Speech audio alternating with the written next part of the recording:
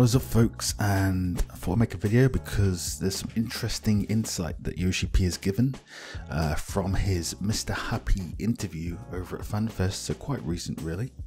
I checked the document out on Mr. Happy's YouTube and gave it a read over, and there was one section about tanks, and you should see it now on the screen and I'll read it out to you.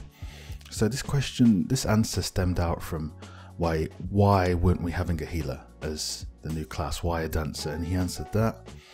But then Mr. Happy said mostly because we really expected it to be both a tank and a healer, and then that was the kind of statement that prompted Yoshi P to say the following.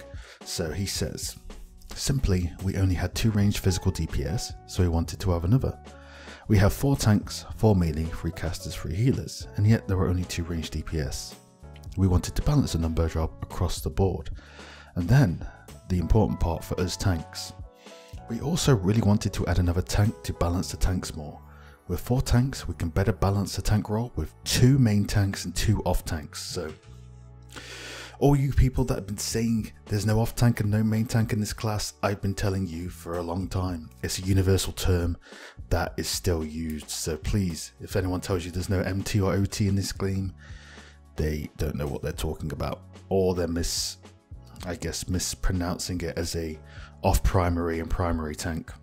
But just keep it simple, use main tank and off tank. It came from Yoshi P's mouth himself, and there are tanks in this game that are better as off tanks. That's just fact. So let's get rid of this off tank and main tank doesn't apply sort of silliness.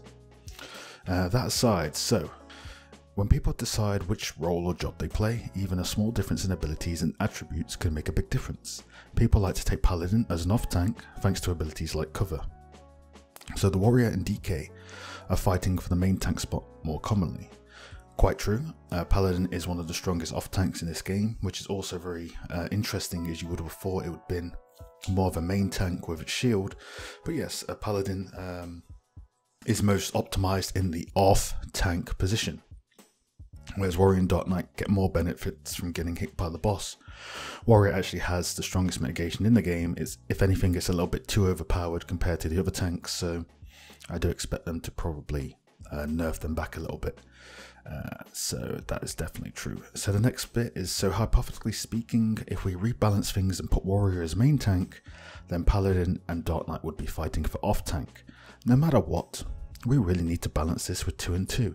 It's much more fair this way, so it's 2 jobs between main tank and 2 jobs between off tank.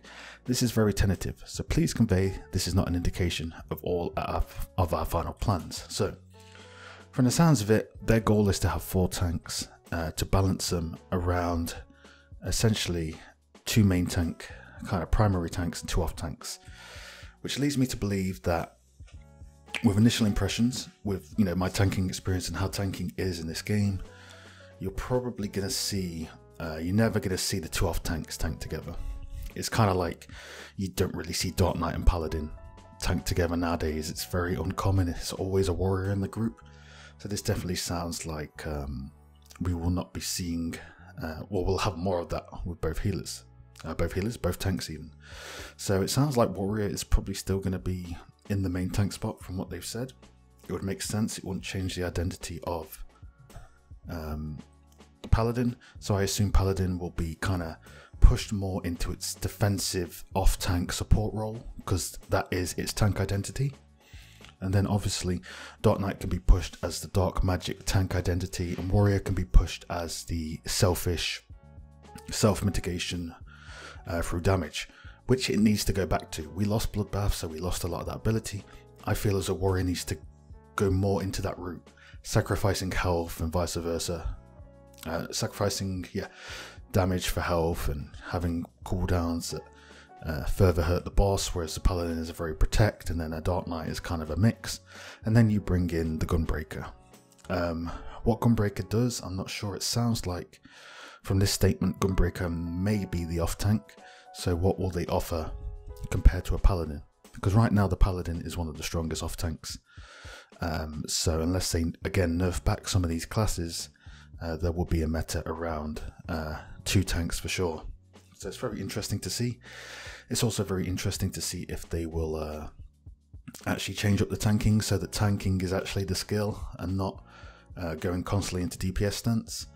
Probably not though, because it would change the core meta of how tanks play.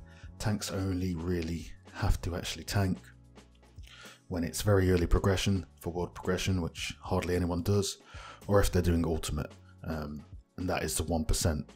99% of this game is focused around whoring out your DPS stance, and you can get away with it. It's not that hard to mitigate 99% of the content, so justifying it to the 1% isn't really valid in my opinion. So this gives us a general idea of what's going to go on. So 2 off tanks, 2 main tanks, bringing back that kind of methodology with the tanks. It will be interesting with the 4 tanks to see what happens. Will we have a kind of tank samurai situation where certain tanks get locked out because they can't provide certain mitigation, which in turn can't provide more DPS for the group? Or will we see something flip completely? So still waiting to hear a bit more about Gunbreaker and what it will bring. All we know, it has Celerium bullets. Other than that, don't know much. But at least through this interview from Mr. Happy, we have a little bit of an indication that they do plan indeed to brand 2 of the tanks as main tank and 2 of the tanks as off tank. And it sounds like Warrior and Dark Knight are going to be the main tanks, and then Paladin and Gunbreaker off tank. So whether we see Paladin and Gunbreaker tank together, that remains to be seen, especially with slashing resistance still being said to be in the game. So yeah, we shall see. What do you guys think of this methodology? Do you think it'll be interesting? Do you think they'll do something with the tanking meta that changes it up? Or will we have the same formula? Let me know what you think, and I'll see you in the next one.